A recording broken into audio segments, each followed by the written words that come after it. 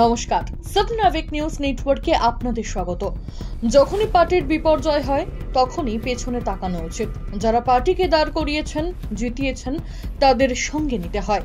2024 লোকসভা নির্বাচনে বঙ্গ বিজেপির ভরাডুবি নিয়ে ফের পদ্ম নেতৃত্বকে উপদেশ দিলেন বিজেপি নেতা দিলীপ ঘোষ। যখন পার্টির বিপর্যয় হয় তখন পেছনে তাকানো দরকার আছে। যারা পার্টি দাঁড় করিয়েছেন, যারা পার্টিকে জিতিয়েছেন, তাদেরকে সঙ্গে নিতে হয়। সেরকম অনেক কার্যকর্তা বসে আছেন, যে কোনো কারণে কাজ করেননি, তাদেরকে সঙ্গে নেওয়া উচিত পার্টিকে এগিয়ে নেওয়ার জন্য, যারা দূর নিয়ে এসছেন পার্টিকে। আপনার নেতৃত্বে 18টা সিট পেয়েছিল, কিন্তু এবার দেখা গেল 12টায় নেমে এসছে।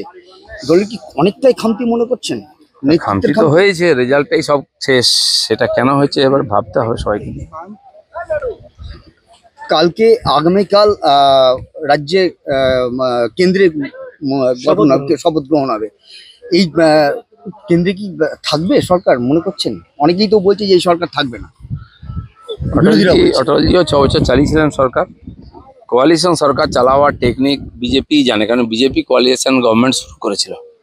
তো সেই জন্য এটা নিয়ে চিন্তা নেই। যারা আমাদের পুরনো আর সহযোগী আছেন, তারা অনেক বছর আমাদের সঙ্গে আছেন, তারা থাকবেন সঙ্গে। সেই নিয়ে মেজরিটি আছে, সরকার চলবে। তবে যে আত্মবিশ্বাসের সঙ্গে সরকার কাজ করেছিল, তখন চিন্তা করতে হবে সবাইকে নিয়ে কাজ করার সময়। শেষ প্রশ্ন বলছি যে পুরনো রাজ্যের যেসব আপনাদের নেতৃত্ব আছে, তাদের কি সামনের সারিতে আনার কি একদম সরাসরি কোনো প্রস্তাব দেবেন আপনি দলকে? দল প্রস্তাব চাইলে করবো, আমি নিজে সবার সঙ্গে দেখা করবো, কথা বলবো। উল্লেখ্য, বেশ কয়েক বছর ধরে বঙ্গ বিজেপিতে কোণঠাসা একদা বাংলার বুকে বিজেপির সেনাপতি দিলীপ ঘোষ শাসক দলকে যোগ্য জবাব দেওয়া থেকে শুরু করে যে কোনো আন্দোলনের প্রথম সারিতে দেখা গেছে তাকে। তবে ফুল বদল করে শুভেন্দু অধিকারী পদ্মে ফুটলে তারপর থেকে ধীরে ধীরে দলের অন্তরে কোণঠাসা হতে শুরু করেন দিলীপ বাবু। কোনো মিটিং মিছিলে ডাকা হয় না আর আমায়, এমনও অভিযোগ শোনা গেছে দিলীপ ঘোষের গলায়। বাংলার বিরোধী রাজনীতিতে থেকেও যেন কোথাও গিয়ে ব্রাত্য হয়ে গিয়েছিলেন দিলীপ। তাও নিজের মতো করে কর্মীদের সঙ্গে নিয়ে চালিয়ে যাচ্ছিলেন জনসংযোগ। এদিকে সদ্য শেষ হওয়া লোকসভা নির্বাচনে মেদিনীপুরের বদলে দিলীপ ঘোষকে বর্ধমান দুর্গাপুরে প্রার্থী করার সিদ্ধান্ত যেন কফিনে শেষ পেরেক পোতার সমান হয়ে দাঁড়িয়েছে। চৌঠা জুন দিলীপ ঘোষের পরাজয় ও মেদিনীপুর লোকসভা কেন্দ্র হাতছাড়া হওয়ায় আর ধৈর্য রাখতে পারলেন না বিজেপির এই প্রবীণ নেতা।